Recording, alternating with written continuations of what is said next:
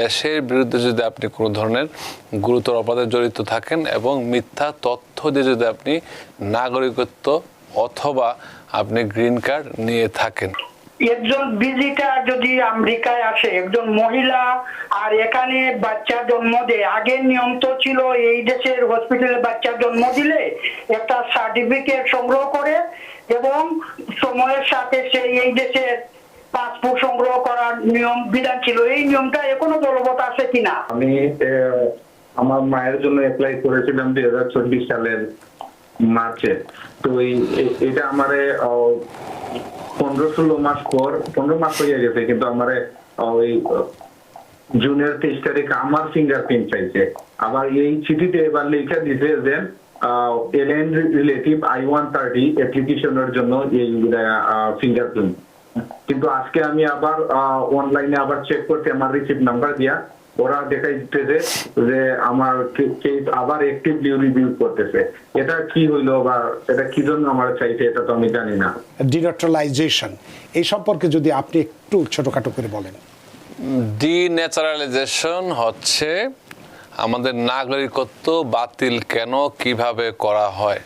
আমি দৃঢ়চিত্তে একজন অ্যাটর্নি এট ল হিসাবে being a member of the United states supreme court bar আমি বলতে চাচ্ছি, দায়িত্ব নিয়ে বলছে, যদি কেউ মিথ্যা তথ্য দিয়ে গ্রিন কার্ড অথবা নাগরিকত্ব না নিয়ে থাকে, আমেরিকান সরকারের কোনো প্রেসিডেন্টের ক্ষমতা নাই তাকে ডিন্যাচারালাইজ করা, যদি না সে আমেরিকার বিরুদ্ধে কোনো ষড়যন্ত্র লিপ্ত না হয়ে থাকে। কোনো ধরনের অপরাধ করলে এখান থেকে ডিন্যাচারালাইজ করা হয় না। অনলি অপরাধ হচ্ছে দেশের বিরুদ্ধে যদি আপনি কোনো ধরনের গুরুতর অপরাধে জড়িত থাকেন এবং মিথ্যা তথ্য দিয়ে যদি আপনি নাগরিকত্ব অথবা আপনি গ্রিন কার্ড নিয়ে থাকেন। আমেরিকায় কোনো সময় মিথ্যা তথ্য দিয়ে থাকলে অনলি তখন, এছাড়া আপনার কারো কোনো ক্ষমতা নাই, সাধ্য নাই যে আপনাকে ডিন্যাচারালাইজ করে। অনেক ধন্যবাদ আলিজা শান্তনা আপনার প্রশ্নের জন্য। একটু টেলিফোনে যাই। সুপ্রিয় দর্শক কে আছেন টেলিফোনে, দয়া করে নাম পরিচয় দিয়ে আপনার প্রশ্নটি করুন। আমি আমার মায়ের জন্য অ্যাপ্লাই করেছিলাম 2024 সালের মার্চে। তো এটা আমারে 15-16 মাস পর 15 মাস হয়ে গেছে, কিন্তু আমারে ওই জুনের 23 তারিখে আমার ফিঙ্গারপ্রিন্ট চাইছে। আবার এই চিঠিতে এবার লেখা দিছে যে এলিয়েন রিলেটিভ I-130 অ্যাপ্লিকেশনের জন্য এই ফিঙ্গারপ্রিন্ট। কিন্তু আজকে আমি আবার অনলাইনে আবার চেক করতে আমার রিসিপ্ট নাম্বার দিয়া ওরা দেখাই দিতেছে যে আমার কেস আবার অ্যাক্টিভলি রিভিউ করতেছে। এটা কি হইলো বা এটা কি জন্য আমার চাইছে এটা তো আমি জানি না।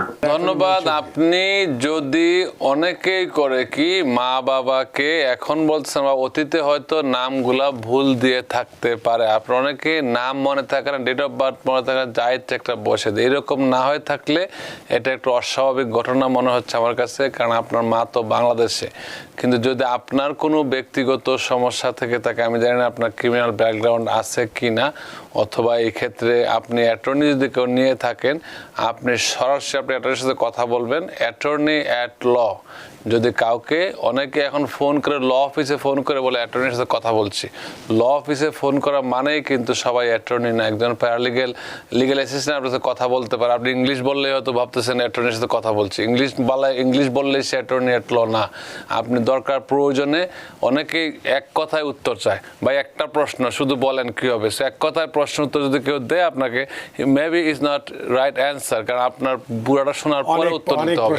তারপরে এই ভুলটা কখনো করবেন না। কোনো অ্যাটর্নির কাছ থেকে সস্তায় পরামর্শ নেওয়ার জন্য অনেকে ফ্রি কনসালটেশন দেয়, তারা হয়তো কাউকে বয়স আর সেই বিষয়ে জানেই না, সে হয়তো নতুন 12 পাস করছে, আপনার অ্যাডভাইস দিল, আপনি বুঝে চলে আসলেন, পরে কেস দিয়ে দিলেন, দেখলেন সমস্যা।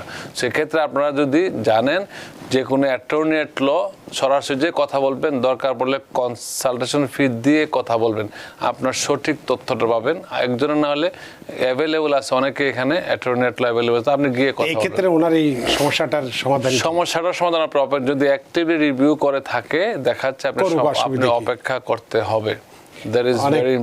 অনেক ধন্যবাদ সুমন আপনার টেলিফোনের জন্য। আশা করি প্রশ্নের উত্তর পেয়েছেন। আমরা একটা ফেসবুকের প্রশ্ন নেব, একটা টেলিফোনের প্রশ্ন নেব। খালেদ ইয়াসিন, অ্যাটর্নি মহোদয়ের কাছে আমার একটা প্রশ্ন। আমার বন্ধুর অলরেডি 2বার অ্যাসাইলাম ইন্ডিভিজুয়াল হিয়ারিং হয়েছে, সময় কম থাকার কারণে তাকে 2026 সালের মে মাসে আবার নতুন করে হিয়ারিং ডেট দেয়। ওই মাসে আরেকটা অ্যাপয়েন্টমেন্ট থাকার কারণে সেই ইন্ডিভিজুয়াল ডেটটি আরও পেছনের দিকে নিয়ে যাইতে চাচ্ছে, দয়া করে বলবেন কোন প্রসেসে কোর্টের তারিখটি পিছিয়ে খুবই গুরুত্বপূর্ণ প্রশ্ন। আপনার এত ভালো বন্ধু আছে জানতাম না আমরা, এত ভালো বন্ধু সবাই আগাতে চায় আর আপনি সবাই পেছাতে জানে। চান। সো না, এখন যেটা হচ্ছে যদি এরকম হয়ে থাকে আপনি আপনার অবশ্যই যখন কোর্টে কেস থাকে you should and you must have an attorney representing you. এই ক্ষেত্রে আপনি যদি মনে করেন গুড কজ খোঁজার চেষ্টা করছেন, যে কোনো একজন অ্যাটর্নির সাথে আপনি সরাসরি আপনার অ্যাটর্নির সাথে কথা বলবেন। যদি উনি স্যাটিসফ্যাক্টরি অ্যান্সার দিতে না পারে you should talk to different lawyer for second opinion. Cause অনেকগুলো কজ হতে পারে, আমি এই মুহূর্তে আপনাকে টেলিফোনে বলতে যাচ্ছি না, কিন্তু আপনি একজন অ্যাটর্নির সাথে সরাসরি যে কথা বলবেন। আমরা নেক্সট শরীফুল ইসলাম তিনি বলছেন যে আমার মেয়ের consular report of birth abroad certificate আছে, এখন কি তার জন্য N-600 ফর্ম ফিল আপ করতে হবে? কাইন্ডলি জানাবেন।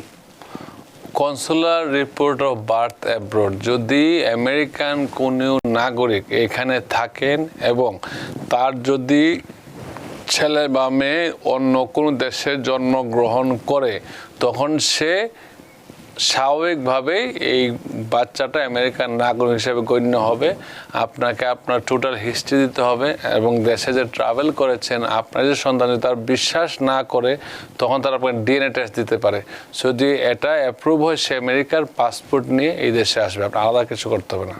অনেক ধন্যবাদ শরীফুল ইসলাম আপনার প্রশ্নের জন্য। সুপ্রিয় দর্শক, কে আছেন টেলিফোনে? দয়া করে নাম পরিচয় দিয়ে আপনার প্রশ্নটি করুন। হ্যালো। জি ভাই। জি, প্রশ্ন কোনো অপেক্ষা করছে আপনার প্রশ্নের জন্য, বলুন। জি, প্রশ্নটা হলো একজন ভিজিটার যদি আমেরিকায় আসে, একজন মহিলা আর এখানে বাচ্চা জন্ম দেয়, আগের নিয়ম তো ছিল এই দেশের হসপিটালে বাচ্চা জন্ম দিলে একটা সার্টিফিকেট সংগ্রহ করে এবং সময়ের সাথে সে এই দেশের পাসপোর্ট সংগ্রহ করার নিয়ম বিধান ছিল, এই নিয়মটা এখনো বলবৎ আছে কিনা? অনেক ধন্যবাদ আপনার প্রশ্নের জন্য। ধন্যবাদ হাসান আলী সাহেব, ব্রঙ্কস থেকে কল দিয়েছেন। অনেক আমার কল দিয়েছিলাম, আমি বললাম যে আপনি টেলিভিশনে কল দিন, পুরা জাতি জানবে, আপনি একা জানবেন কেন? জিনিসটা হচ্ছে 14th Amendment gives you the right by birth citizenship।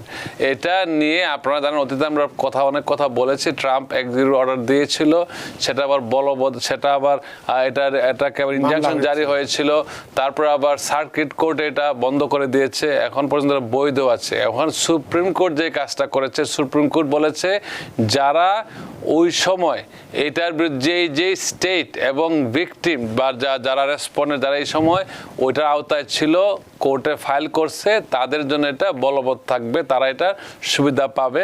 এবং কিন্তু এখন ক্লাস সেকশন লস হচ্ছে, সুপ্রিম কোর্ট বলে দিয়েছে যে জুলাই 27 আগ পর্যন্ত যারাই জন্ম হবে তারা এইভাবেই চলবে, তারা জন্ম হলে নাগরিকত্ব পাবে। যে সেম প্রসেস আগে যেরকম বার্থ সার্টিফিকেট দিয়ে আপনারা পাসপোর্ট বানাতে সেম ভাবেই হবে। তবে সুপ্রিম কোর্টের সিদ্ধান্ত জুলাইয়ের পরে তারা একটা সেশনে হয়তো বসবে, ওইটাই final. Supreme court is the holder of the US constitution, তো সুপ্রিম কোর্টে ডিসাইড করবে পরবর্তী থাকবে কিনা। এখন পর্যন্ত বলবৎ আছে, আপনি এই দেশে জন্মগ্রহণ করলে দেশে নাগরিকত্ব পাবেন। নিউ ইয়র্ক থেকে সম্প্রচারিত TVN 24 টেলিভিশন বিশ্বজুড়ে বাঙালির কণ্ঠস্বর।